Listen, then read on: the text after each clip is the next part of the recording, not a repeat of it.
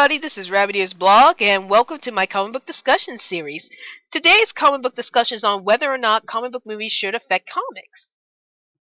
This was a question that was brought up a lot recently due to what happened with Nick Fury and some of the Avenger comics. The Avenger comics now has the original Nick Fury being replaced by his son, Marcus Johnson, also known as Nick Fury Jr., who looks exactly like Samuel L. Jackson's portrayal of Nick Fury in the movies. And this has caused some major controversy among the fans.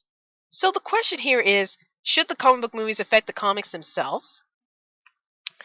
In my personal opinion, I think that comic book movies affecting the comic books themselves can be problematic for the comics, especially if the comic books already have established characters that are different from the movies.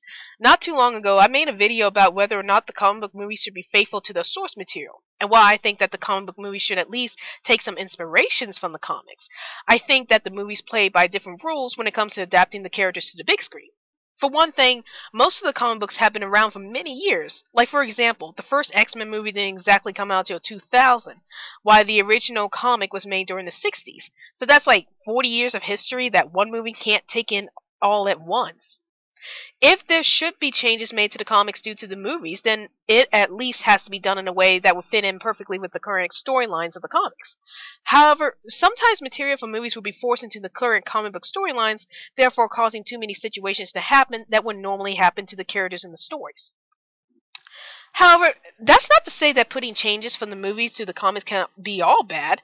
I mean, look at what happened with Iron Man when Robert Downey Jr. started portraying his character in the movies. Iron Man became more popular in the comics because of Robert Downey Jr.'s performance on Iron Man, and this is a good example of how movies changing the comics can be a good thing. I personally think that if the comic companies want to take material from the movies and add it to the comics, the best option would be to create a separate comic book series that would be based in the movie universe. So that way, it wouldn't heavily complicate the storylines with the already established storylines in the comics. Another option is trying to create a really good story that would help introduce the new material to the comics without truly disrupting the flow of the established stories. So what do you think? Do you think that comic book movies should affect the comic books, or do you think that they shouldn't affect the comics at all? Feel free to voice your opinion in the comments below, and be sure to follow me on Twitter to see any new videos I post up.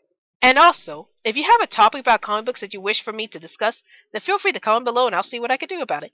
Well, I hope you enjoyed this video. This is Rabbit Ears Blog, and I'll see you later.